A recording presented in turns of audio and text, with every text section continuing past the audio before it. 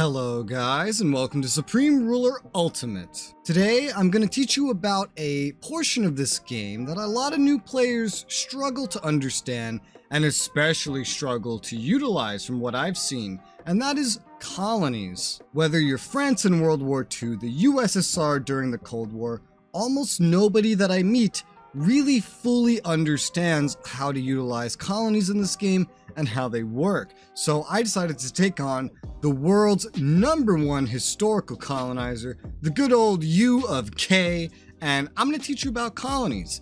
First, let me tell you what they are. Colonies in SRU are nations that have been conquered in a way.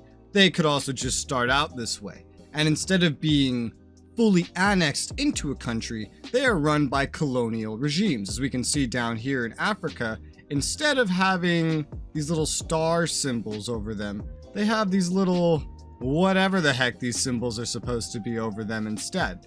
These are colonies. Sometimes, usually, they're named to reflect it. For example, the British Suez Canal Zone, British Suez, Italian Eritrea, French Somaliland, aka future Djibouti, British Somaliland, Italian Somaliland, you get the gist. They're appropriately named based on the country that owns them. They can be viewed in a number of ways. One way to do this is to, for your own country, just turn off the ownership map under filters, turn on Empire, click yourself, and you will see your empire. If you look around on the map, everything you own as a colony will be highlighted like a personal ownership map. So you can see down here, British Guyana or Guyana, I don't know how to say that. All this British stuff in Africa, India, etc., etc. You can also then click on someone else's nation and see all their colonies, like Soviet Tanutuva, if they have any. This is a good way to see visually who owns what colonies. Another way to look is down here in the state tab. You can actually hover over this little symbol of Texas, because it's always Texas in this game for some reason, and you will see all the colonies that they have listed there. If you have a great colonizer such as France, where it literally spills off the screen, another easier way to look at this is to go into diplomatic relations here in the state tab and go to the list of regions colonies, and you can then see them all from here and interact with them here, jump to them, etc. Another way to see your colonies, there's more, but this is the last one I'll teach you, is to go to the regional atlas, and then what you do is you sort here by colonies, and it will bring up this list here.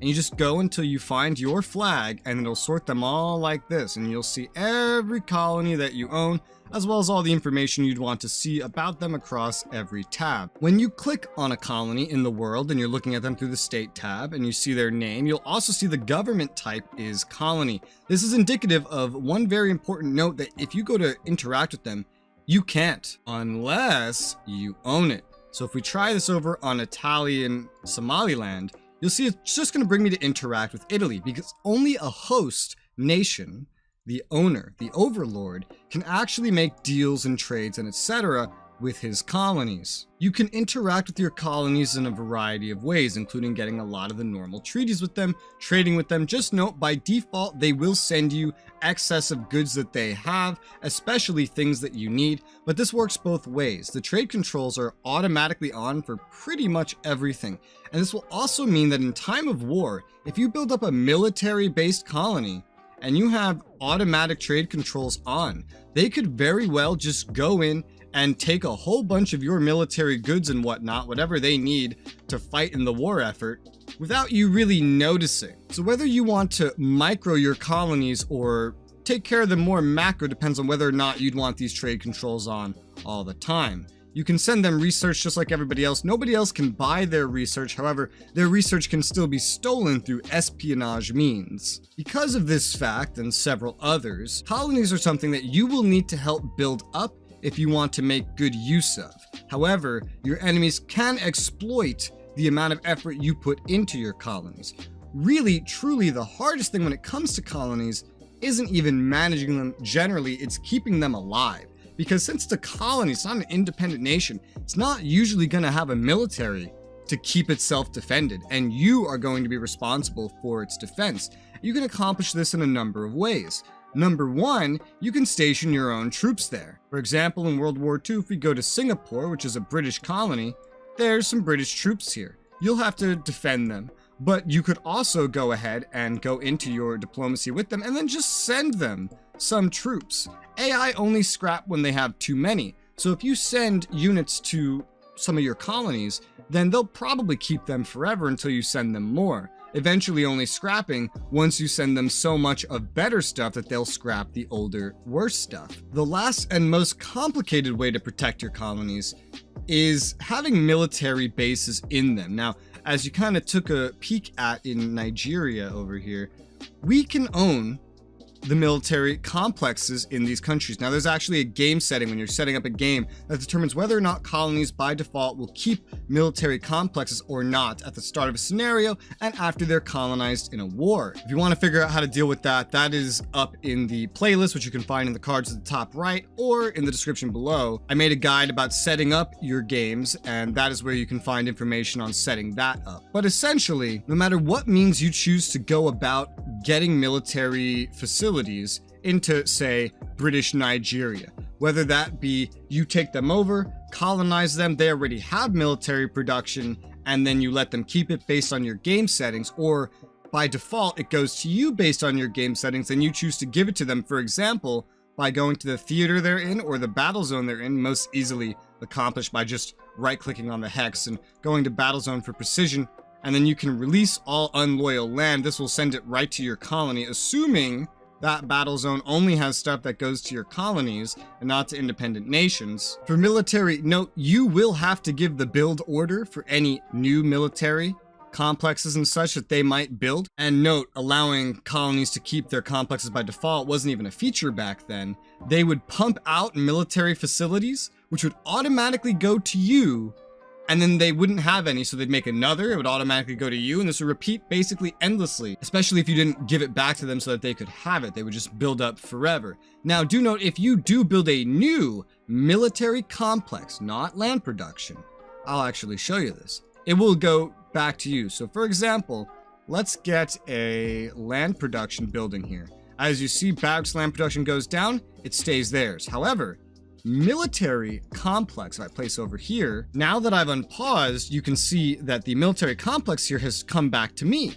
However, the land production and barracks here has stayed theirs. So any new military complex is going to come back to you no matter what, but you can build on top of what they already have just fine. But again, this is just as simple as battle zone, release land, it'll go right back to them. The biggest difference between who owns it would be who's paying for its construction, both financially and in materials. Other than that, who can use it? You cannot use the barracks of your colonies and they cannot use yours. So you can actually use this feature regardless of your setting to establish your own military bases around the world in your colonies while letting your colonies be militaristic or not if you so choose. Just note, once you give them a military complex, you can never take it back, just like any other hex. You can never reclaim any land production. So be very cautious if you're militarizing one, or if you play with letting them keep their complexes by default, because you can always undo that later, because once they have the production, they will always have it. And if they cannot maintain it, that's your problem, because they're not going to use less of it. The AI is not that smart. And just remember, this is a colony. It's not a fully independent, fully functioning nation. The AI, even on the independent level in SRU, is really not good at building what it needs to survive. It relies very heavily on the world market and only starts building a lot of things that are not research centers when those things become completely unavailable to it, and especially only if it's capable of doing so, and it will never build enough. Colonies have that problem just on crack. You can tell a colony, for example, if we look at a colony, we go to diplomatic offers here, we will look at, ignore the building because I'm making it build. I know it won't have enough indie goods, but I can see it has no military goods production really of any kind. It barely makes its own consumer goods. It doesn't make any uranium. It doesn't make enough metal ore. It doesn't make enough coal. It doesn't make enough a lot of things. So let's say I wanted to solve their coal problem.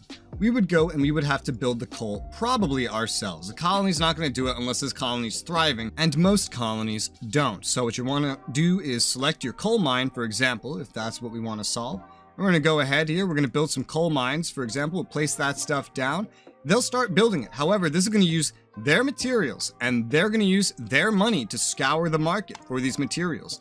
They're not smart enough to just steal it from you, thank God, in this case. So you might want to send them these goods. Don't worry about them maybe misusing them, because you can always take it back by force later. They cannot say no to any trade you give them, so long as they have the ability to meet the trade that you are asking. There's not an easy way to track what colonies are sending to you. Just like how they can steal your resources, they send you their stuff at the end of every day, all the excess. The easiest way is to go to the trade, go to the resource tab. You're going to want to go to the world statistics. For example, I'll use metal ore here. If we sort by consumers and producers, we can see, for example, France here produces like 15, 16 times roughly more metal ore than they need. However, we can see that they're actually importing. Now, why is this? If we go look, yep, they're one of the top importers. So am I. So weird, because we make our own, right? It's not weird, because we are importing. We're importing from our colonies, as you can see, are some of the top exporters in the world. That's how it kind of reflects this, is in your imports. You might think you're actually buying stuff, but you're not. For example, you can see we are exporting metal ore. We actually made money exporting metal ore the prior day. However, we imported more than we exported, but we're importing it for free because colonies just give us everything they make excess for free. While this makes them very easy to exploit, as colonies would be, this makes it very easy to potentially overbuild in them. Let's say you build up all this coal, they send you all the excess, they're going to be paying those operating costs. Unless you constantly keep them supplied with money by giving them money, you can drive your own colonies bankrupt. And remember, once you build something, you can't unbuild it. Thankfully, this is something that they changed in Galactic Ruler and Supreme Ruler 2030. But for right now, this is how it works. It's pretty strict. And aside from starting colonies and colonies formed by events, let's say you wanted to release your own territory as a colony, or territory that you've conquered, or conquer territory, then make it a colony. It's based on loyalty entirely. So if I take over the entire Soviet Union and I colonize it, what's actually going to happen is I'm going to end up annexing everything like Ukraine and Belarus here, but I'm going to colonize the Soviet Union because the loyalties that did not belong to them were not what I was colonizing. If you want to release land that you already own as a colony, if you couldn't claim it as a colony during a war, this is a little complicated. You're going to want to make sure to be careful how you do this. So do not go to the battle zone and theater and release land, because that will just release it as independent. Go to the Scotland loyalty, for example, and you can only do this if the loyalty doesn't necessarily exist. And so you're going to want to go to severe actions, release land loyal to this region, and you'll have two actions: return as independent or return as colony. If the region is already independent, you're not going to have this option to return it as a colony. So if I return as colony, now you can see I have released everything as my own colony. Now you can do this, however, you can still do it like this if another country has a colony of this territory anyway. You just want to make sure to go through those steps so that you don't mess it up and accidentally free it. Just specifically take those steps. Now, how about acquiring a colony through war? Well, let's give you a good example. For example, we can go to war with the Netherlands. This is the first one I saw, so I'm going to pick them. Once you declare war on a nation, you'll probably see something like this. State of war with the Netherlands, you'll see three options: annex the region, colonize the region, and liberate. You're going to want to click colonize for this purpose. This will allow you to colonize it. But do note, you're only colonizing the loyal land of that region. That region's colonies will be released as independent.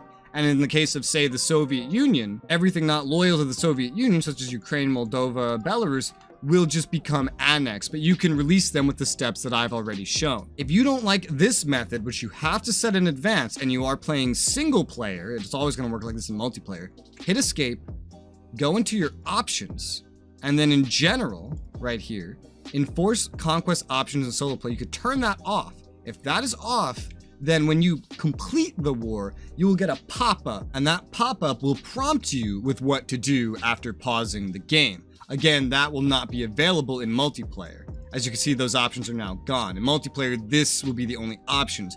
BattleGoat seems to have seen that as a huge improvement because they made that on by default and they made that the only way it works in multiplayer. However, personally, I see that as a huge problem because you could so easily forget to set this before you end your war. You might really want to colonize something, and annexing it could be terrible for your economy. Well, if you don't remember to look right here and click a button, well, sucks to be you. Now, if you're ever tired of a certain colony, you don't necessarily have to release it through any of the methods that I've shown. You have some options, actually, and this is going to be the better way to handle this. For example, let's say you really want India, British India. You want to own it yourself and take care of it yourself, which is probably not smart considering as the UK would destroy my economy and I would start taking penalties because it's not my loyalty.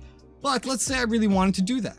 I would go to severe actions with them on the state tab, for example. I have two options: liberate this colony. This would free them and all the other loyalties that they have, and annex this colony. In the case of India, I'll show you the liberating because it's a bit more complicated of a situation. As you can see, it released everything they own, including the non-loyal stuff, as an independent country.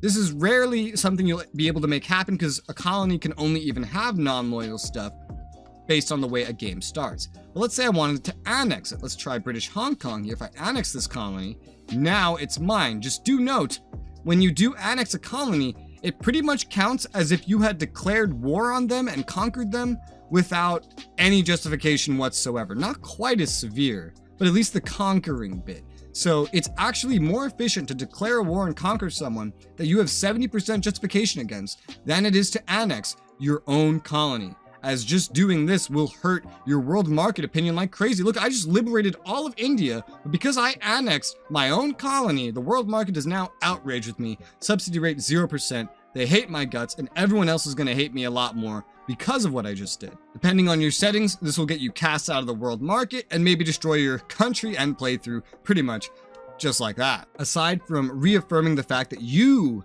need to check on all your colonies and make sure they're running efficiently, you need to make use of them, but also noting that letting them be and letting them wither away or function on their own isn't necessarily the worst thing either if you just don't want to deal with it.